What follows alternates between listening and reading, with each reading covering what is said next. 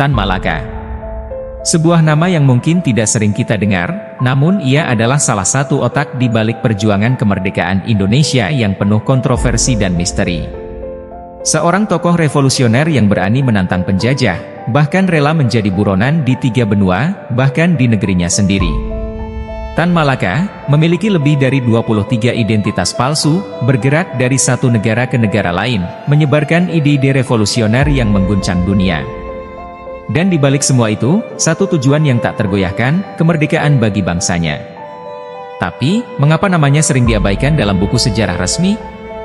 Apa yang membuat Tan Malaka begitu ditakuti, bahkan oleh para pemimpin bangsanya sendiri?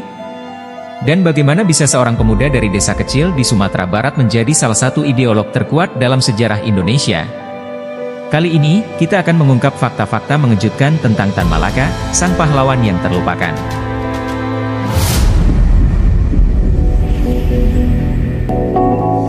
Tan Malaka, yang lahir dengan nama Ibrahim Datuk Tan Malaka pada tanggal 2 Juni 1897 di Pandan Gadang, Sumatera Barat, berasal dari keluarga Minangkabau yang terpandang.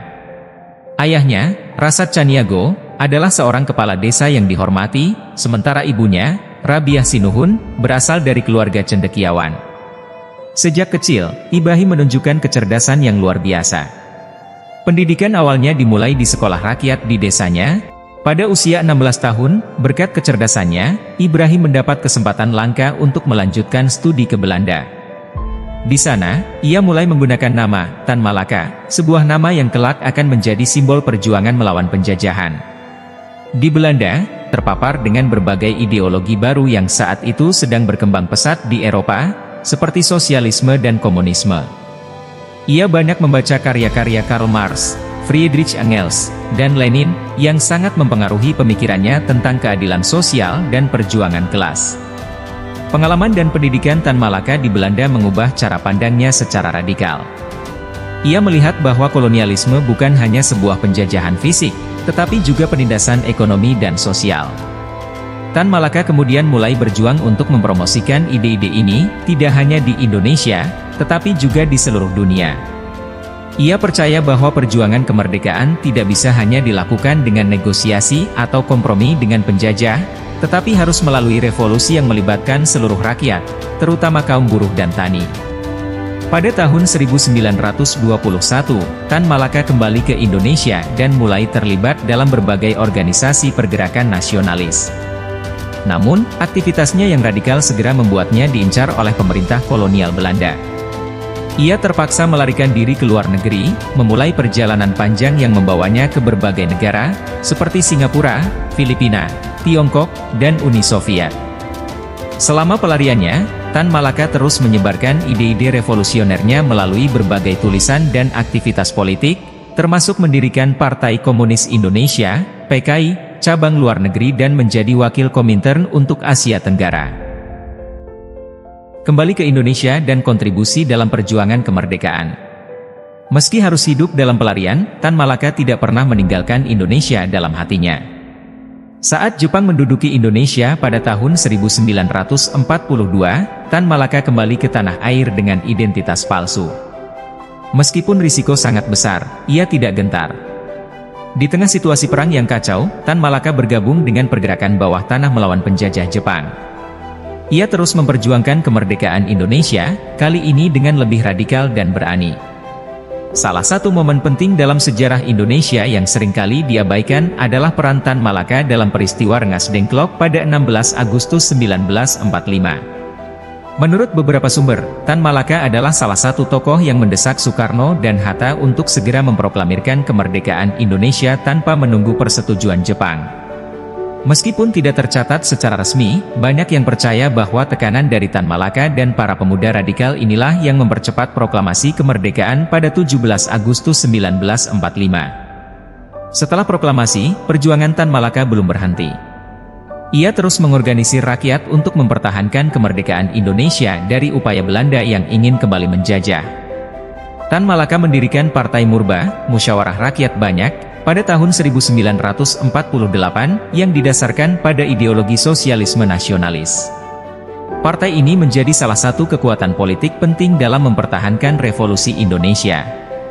Tan Malaka percaya bahwa kemerdekaan politik harus diikuti oleh kemerdekaan ekonomi dan sosial, di mana seluruh rakyat Indonesia, terutama kaum buruh dan petani, harus merasakan manfaat dari kemerdekaan tersebut.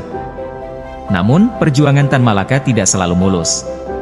Perbedaan ideologi dan pendekatan politik dengan tokoh-tokoh lain, termasuk Soekarno dan Hatta, membuatnya seringkali berada di posisi yang sulit.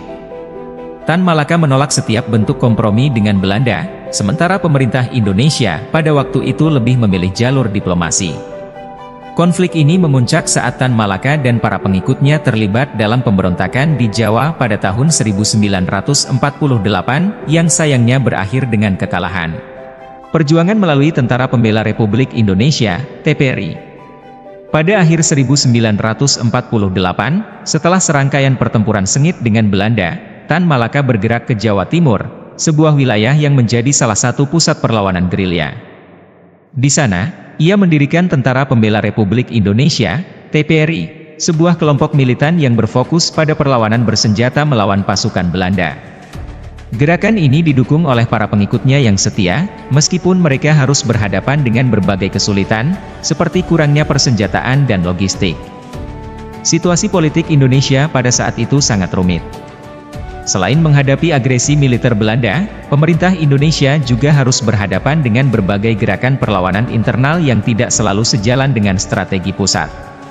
Disinilah posisi Tan Malaka menjadi semakin sulit, karena meskipun dia adalah seorang pejuang kemerdekaan, pendekatannya yang tidak konvensional seringkali dianggap sebagai ancaman oleh beberapa pihak di dalam pemerintah dan militer. Penangkapan Tan Malaka. Pada 17 Februari 1949, Tan Malaka ditangkap di Desa Selopanggung, Kediri, oleh Batalion Sikatan, yang merupakan bagian dari Divisi Brawijaya. Divisi ini merupakan salah satu divisi Tentara Republik Indonesia yang sangat aktif di wilayah Jawa Timur, terutama dalam menghadapi agresi Belanda dan menjaga stabilitas di wilayah tersebut. Penangkapan Tan Malaka tidaklah tiba-tiba. Sebelumnya, Tan Malaka telah menjadi target operasi militer karena dianggap berbahaya oleh beberapa faksi di dalam Tentara Republik. Meski dia bukan musuh utama dalam perang kemerdekaan, posisi Tan Malaka yang berada di luar kendali pemerintah pusat dan pandangannya yang keras terhadap strategi diplomasi membuatnya menjadi sosok yang tidak diinginkan oleh beberapa kalangan. Eksekusi dan misteri yang menyelimuti. Setelah penangkapan, Tan Malaka dibawa ke sebuah tempat rahasia di sekitar Kediri. Disinilah peristiwa menjadi semakin tidak jelas. Menurut beberapa sumber sejarah, Tan Malaka dieksekusi oleh regu tembak pada 21 Februari 1949, namun tidak ada dokumen resmi yang mengonfirmasi hal ini. Beberapa laporan menyebutkan bahwa eksekusi ini dilakukan atas perintah seorang perwira Tentara Republik, tetapi identitas dan alasan perintah tersebut tetap menjadi misteri. Alasan pasti mengapa Tan Malaka dieksekusi juga tidak pernah sepenuhnya terungkap. Beberapa teori yang beredar antara lain. 1. Ancaman terhadap otoritas pemerintah. Tan Malaka dianggap sebagai ancaman bagi stabilitas pemerintahan Soekarno-Hatta, terutama karena pandangannya yang menolak kompromi dengan Belanda. Di masa penuh ketegangan ini, segala bentuk ancaman terhadap otoritas pusat dianggap berbahaya. 2. Persaingan politik dan militer. Ada pula spekulasi bahwa eksekusi Tan Malaka merupakan hasil dari persaingan internal dalam tubuh militer. Faksi-faksi yang berbeda dalam perjuangan kemerdekaan memiliki kepentingan masing-masing, dan Tan Malaka mungkin dianggap sebagai penghalang bagi ambisi politik tertentu. 3. Kesalahan atau kekeliruan. Dalam situasi perang yang kacau, tidak jarang terjadi kekeliruan dalam pengambilan keputusan. Ada kemungkinan bahwa eksekusi Tan Malaka adalah hasil dari kesalahan penilaian atau miskomunikasi di lapangan. Pencarian makam dan warisan yang abadi. Setelah eksekusi, keberadaan jenazah Tan Malaka tetap menjadi misteri besar. Berbagai upaya telah dilakukan untuk menemukan makamnya, termasuk ekspedisi pencarian pada tahun 2009, namun hingga kini tidak ada bukti yang berhasil ditemukan. Lokasi makam Tan Malaka masih belum diketahui, membuat kisahnya semakin diliputi kabut misteri. Meski begitu, warisan Tan Malaka tidak hilang begitu saja. Pada tahun 1963, pemerintah Indonesia memberikan pengakuan resmi dengan menganugerahkan gelar pahlawan nasional kepada Tan Malaka. Tulisan-tulisannya, seperti Naar de Republik Indonesia, dan Madilog, terus menjadi inspirasi bagi banyak orang yang mempelajari sejarah dan perjuangan kemerdekaan Indonesia. Tan Malaka dikenal sebagai sosok yang teguh pada prinsipnya, seorang revolusioner sejati yang tidak takut menentang arus demi mewujudkan cita-cita kemerdekaan. Kisah hidupnya menggambarkan betapa kompleks dan sulitnya perjuangan melawan penjajahan, terutama ketika idealisme harus berhadapan dengan realitas politik yang keras. Refleksi terhadap kematian Tan Malaka.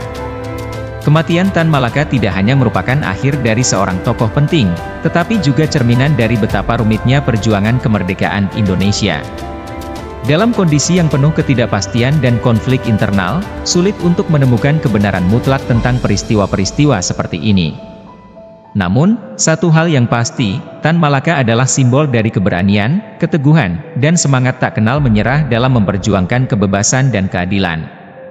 Kisahnya mengajarkan kita untuk selalu mempertahankan integritas dan tidak mudah menyerah, meskipun berada di tengah-tengah situasi yang sulit. Tan Malaka mungkin telah tiada, tetapi semangatnya akan terus hidup dalam sejarah dan hati rakyat Indonesia. Bagaimana menurut kalian? Apakah Tan Malaka seorang pejuang atau pengkhianat? Tulis jawaban di kolom komentar. Dan ikuti channel kami untuk video menarik lainnya.